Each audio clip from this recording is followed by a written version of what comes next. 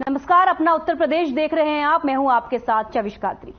लखनऊ में लोक भवन और विधानसभा पर मॉक ड्रिल के बाद पुलिस मुख्यालय पर भी मॉक ड्रिल की गई। सीएम योगी के सामने एटीएस और एनएसजी कमांडो ने मॉक ड्रिल की। पुलिस मुख्यालय में अंदर बैठकर सीएम योगी आदित्यनाथ ने मॉक ड्रिल का जायजा लिया।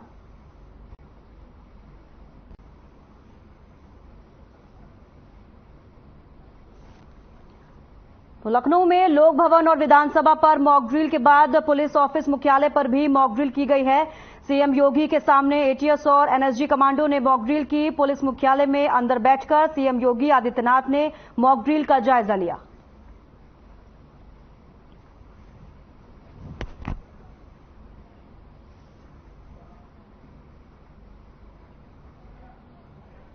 राजधानी लखनऊ में पुलिस मुख्यालय के बाहर सांप निकला, जिसे देखकर वहां खड़े मौजूद पुलिसकर्मी चौंक गए। सांप को देखकर पुलिसकर्मियों में अफरा तफरी मच गई। बता दें कि जिस दौरान पुलिस मुख्यालय के बाहर सांप निकला, उस वक्त सीएम योगी पुलिस मुख्यालय में मॉक ड्रिल का जायजा ले रहे थे।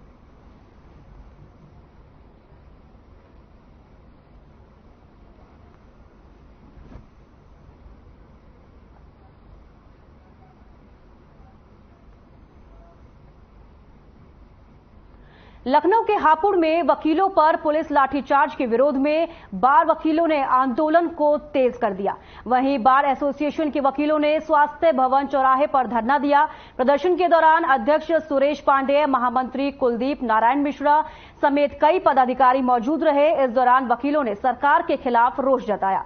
साथ ही मांगे पूरी न होने पर बार काउंसिल ऑफ इंडिया ने दिल्ली तक आंदोलन करने का आह्वान दिया। वकीलों के प्रदर्शन को देखते हुए बड़ी संख्या में पुलिस फोर्स तैनात की गई। वकीलों का कहना है कि बर्बरता के साथ की गई लाठीचार्ज के खिलाफ ये विरोध प्रदर्शन किया जा रहा है। आरोपियों पर कार्रवाई न होने तक ये ऐसे ही चलता रहेगा। वकीलों ने शासन प्रशासन पर तानाशाही रवैया अपनाने का आरोप लगाया है।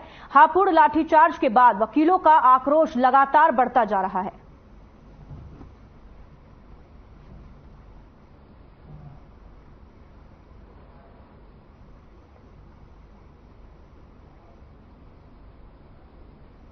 लखनऊ के बालागंज स्थित अस्पताल में ऑक्सीजन सिलेंडर सप्लाई करने के दौरान हादसा हो गया, जिसमें 2 कर्मचारी गंभीर रूप से घायल हो गए हैं। गाड़ी से सिलेंडर उतारने के दौरान यह हादसा हुआ। हादसे में कर्मचारियों के हाथ पैर पर गंभीर चोटें आई हैं। बताया जा रहा है कि घायल कर्मचारी अस्पतालों में ऑक्सीजन सिलेंडर सप्लाई करते हैं।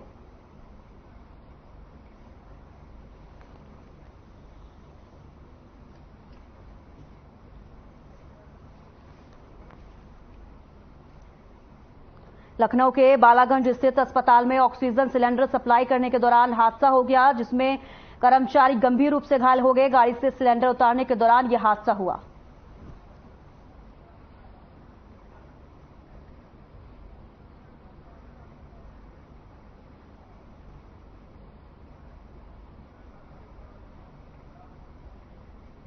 तो कन्नौज से बड़ी खबर आ रही है, आपको बता दें मंत्री असीम अरुण ने निरीक्षण किया है। जिला अस्पताल का औचक निरीक्षण किया है। बड़ी जानकारी आपको दे रहे हैं। सफाई व्यवस्था की बदहाली पर नाराज हुए, जिसके बाद औचक निरीक्षण किया गया। स्वास्थ्य मंत्री को असीम अरुण ने फोन किया। ठेकेदार पर कार्रवाई करने की भी बात कही है। मरीजों से मुलाकात कर अस्पताल का हाल जाना। इमरजेंसी वार्ड, ओटी का भी निरीक्षण किया गया है। बड़ी जानकारी कन्नौज से आपको दे रहे हैं, जहां पर मंत्री असीम अरुण ने निरीक्षण किया है। जिला अस्पताल का औचक निरीक्षण किया गया है और सफाई व्यवस्था की बदहाली पर नाराजगी जताते हुए उन्होंने निरीक्षण किया। तो बड़ी जानकारी आपको दे रहे हैं। स्वास्थ्य मंत्री को असीम अरुण ने फोन किया। ठेकेदार पर कार्रवाई करने की भी बात कही है। तो बड़ी जानकारी आपको दे रहे हैं। मरीजों से मुलाकात भी की है। इमरजेंसी वार्ड, ओटी का भी निरीक्षण किया गया है। तो सफाई व्यवस्था की बदहाली को देखते हुए वो नाराज हुए हैं और उसके बाद स्वास्थ्य मंत्री को असीम अरुण ने फोन किया। ठेकेदार पर कार्रवाई करने की भी बात कही जा रही है। मरीजों से मुलाकात कर अस्पताल का हाल जाना।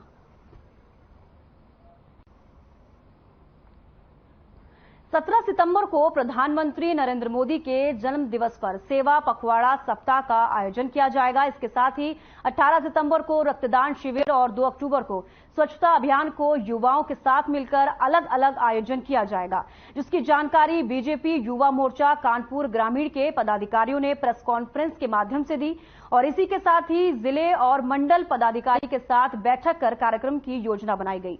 बैठक में मुख्य अतिथि के रूप में क्षेत्रीय महामंत्री अमित बाथम और जिला अध्यक्ष रविंद्र सिंह चौहान समेत जिला उपाध्यक्ष सुधांशु आदि लोग उपस्थित रहे।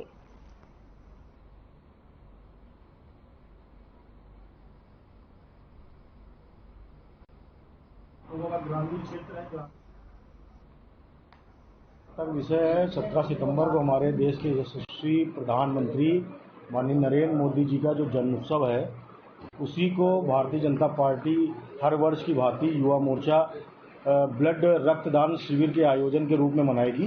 17 सितंबर को उनका जन्मदिन है। 18 सितंबर को पूरे प्रदेश में एक साथ युवा मोर्चा हर जिले से, जो हम लोगों के प्रदेश में 98 अनुसांगिक जिले हैं, उन सारे 98 जिलों में हर जिले से लगभग 73 ब्लड डोनेट कैंप लगेंगे।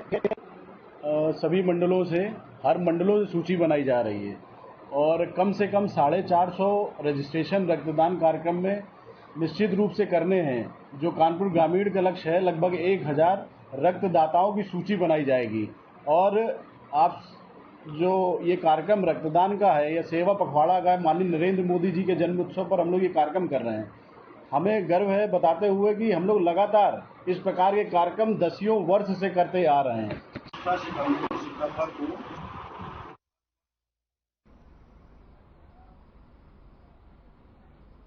यूपी के अयोध्या में तेज रफ्तार का कहर देखने को मिला है। अनियंत्रित ट्रक ने खड़ी टाटा 207 गाड़ी में टक्कर मार दी।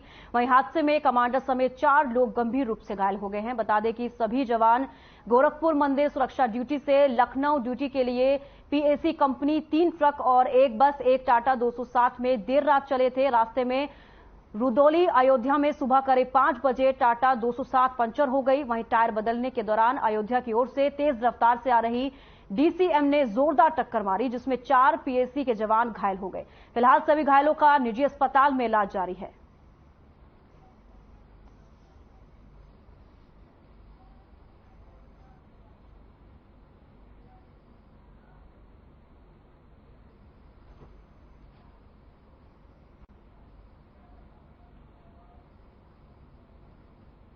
तो पीलीभीत से बड़ी खबर आ रही है। आपको बता दें कि बुखार के मरीजों की संख्या बढ़ गई है। भारी संख्या में अस्पताल पहुंच रहे हैं मरीज। बड़ी जानकारी आपको यहां पर दे रहे हैं पीलीभीत से।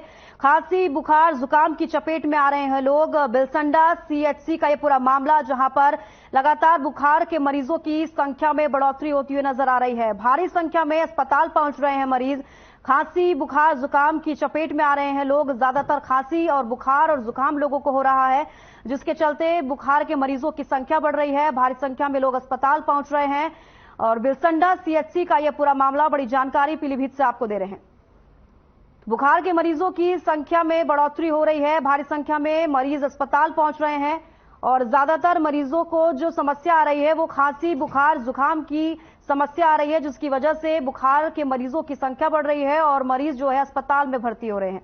बिलसंडा सीएचसी का यह पूरा मामला जो आपको बड़ी जानकारी दे रहे हैं। बुखार के मरीजों की संख्या में बढ़ोतरी हो रही है।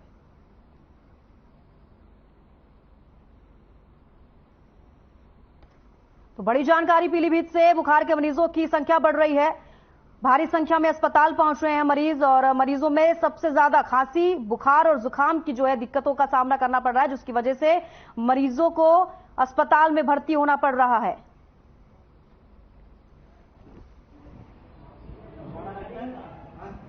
बुखार आ रहा भैया जड़ा के 4-5 दिन हो गए। दवाई लेने आज क्या हुआ आपको? बुखार आ रहा है, कई दिनों से खांसी आ रही है। दवाई दे दी, सिरप दिया ही नहीं, कह रहे है नहीं। यहाँ पे क्या दवाई लेने आए हो? हाँ, क्या हुआ आपको?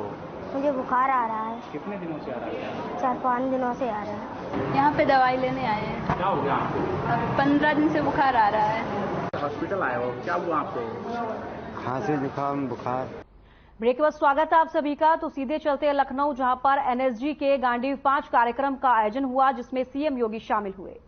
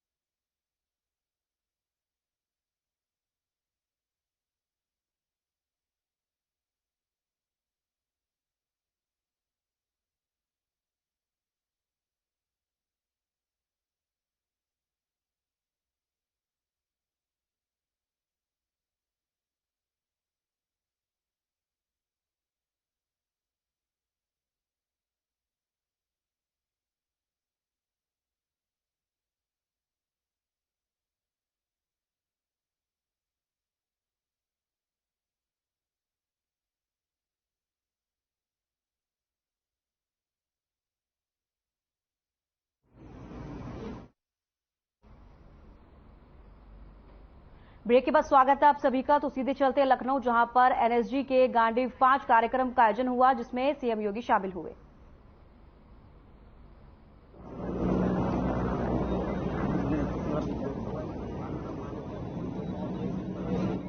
मुख्यालय में राष्ट्रीय सुरक्षा गार्ड, एनएसजी और यूपी पुलिस के संयुक्त अभ्यास गांडीव 5 कार्यक्रम का अवलोकन किया। इस दौरान उन्होंने एनएसजी द्वारा वार्षिक अभ्यास के 5वें संस्करण में विभिन्न सर्जिकल ऑपरेशन की तैयारियों को भी परखा। गांडीव 5 अभ्यास कार्यक्रम का उद्देश्य आतंकवादी हमले, किसी विमान के अपहरण या बंधक स्थिति में कमांडो बल की योजना, मापदंडों को वैलिडेट करना है। आपको बता दें कि लॉ एंड ऑर्डर की दिशा में उल्लेखनीय काम करने वाले योगी सरकार प्रदेश में आतंकी घटनाओं को लेकर भी सजग है और इस तरह की घटनाओं को रोकने और उनसे निपटने के लिए समय समय पर सीएम योगी के निर्देश पर सुरक्षा बल मॉक ड्रिल करते रहते हैं। और इसी क्रम में गुरुवार को भी, यानी कि आज, यूपी पुलिस और एनएसजी की टीम ने इस तरह की घटनाओं पर अपनी तैयारियों को और पुख्ता करने के लिए संयुक्त अभ्यास गांडीव 5 को अंजाम दिया।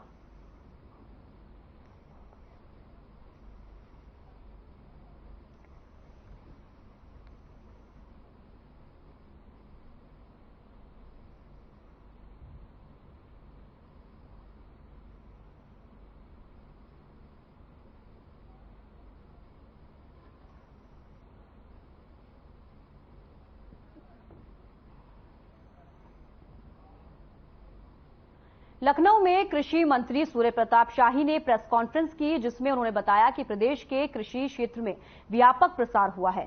दलहन और तिलहन के क्षेत्र में बढ़ोतरी हुई है। रबी की फसल में चना, मटर, मसूर की खेती को बढ़ावा दिया जा रहा है। उन्होंने बताया कि किसानों को मेडिकिट देने की तैयारी है। तोरिया, राई और सरसों के लिए मेडिकिट दी जाएगी। कृषि मंत्री ने बताया कि मोटे अनाजों को भी बढ़ावा दिया जा रहा है। 200 पैक्स सोसाइटियों पर 100 मीट्रिक टन के और 250 मीट्रिक टन के हम लोगों ने गोदाम का निर्माण कराया था। अभी भी भंडारण की आवश्यकता है। इस बात को ध्यान में रखते हुए पीसीएफ के गोडाउन के निर्माण के लिए 4 करोड़ रुपए और 100 मीट्रिक टन के क्षमता के 103 पैक्स सोसाइटियों के गोदाम के लिए 10 करोड़ 46 लाख रुपए और 250 मीट्रिक टन के 24 गोदामों के लिए 10 करोड़ रुपए, जिसके माध्यम से 36,600 मीट्रिक टन की भंडारण क्षमता में वृद्धि हो जाएगी। कन्नौज में सांसद सुब्रत पाठक ने एक बार फिर पूर्व मुख्यमंत्री अखिलेश यादव पर निशाना साधा है। सांसद ने एक सवाल का जवाब देते हुए कहा कि अखिलेश यादव रोजाना अपने ट्विटर अकाउंट पर आवारा जानवरों के मुद्दे को लेकर चिल्लाते रहते हैं। उन्हें ये आवारा जानवर अपने कार्यकाल में क्यों नहीं दिखे। सांसद ने कहा कि योगी सरकार में गाय और सांड को सुरक्षित रखने के इंतजाम किए जा रहे हैं। उन्होंने कहा कि अखिलेश यादव 5 साल मुख्यमंत्री रहे तो उन्होंने इस मुद्दे को लेकर कुछ नहीं किया।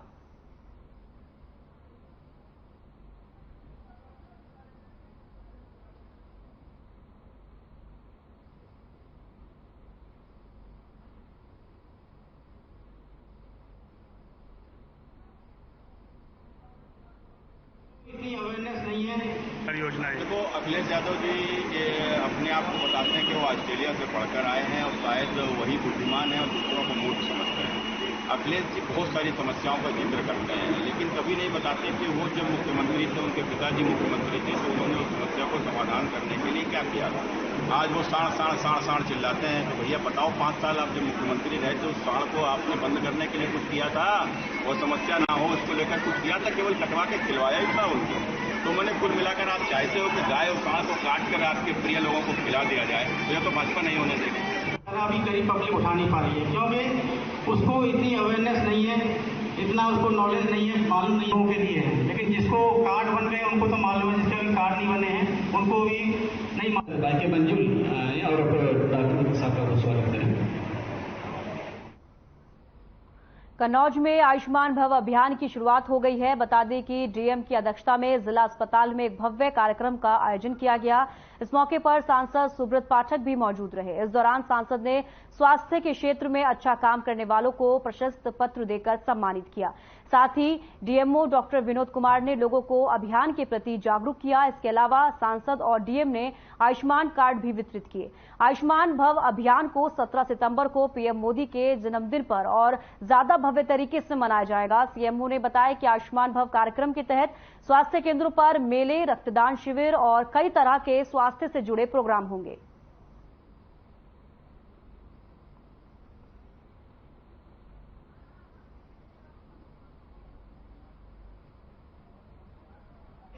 उसको इतनी अवेयरनेस समस्या हर चुनाव में, कोई चुनाव हो, सड़क बिजली पानी, लोकसभा का चुनाव हो तो भी एक मुद्दा, विधानसभा का चुनाव हो तो भी यही मुद्दा, पंचायत का चुनाव हो तो भी एक ही मुद्दा, सड़क बिजली पानी।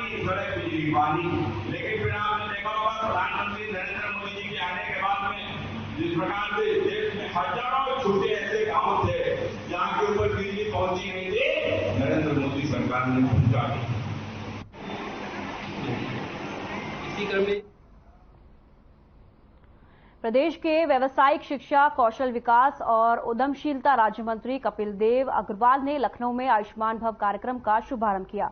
इस मौके पर उन्होंने राष्ट्रपति द्रौपदी मुर्मू से प्रेरणा लेकर अंगदान देने की शपथ ली, जिसके बाद मुजफ्फरनगर के जिला चिकित्सालय में अंगदान करने की सहमति देते हुए प्रमाण पत्र हासिल किया। जन्मदिन से लेकर के और 2 अक्टूबर महात्मा गांधी जी की जयंती तक चलेगी, जिसमें सेवा सप्ताह भी रहेगा, रक्तदान शिविर भी होगा, स्वच्छता अभियान भी होगा और अंगदान का भी कार्यक्रम उसके अंदर रखा गया है।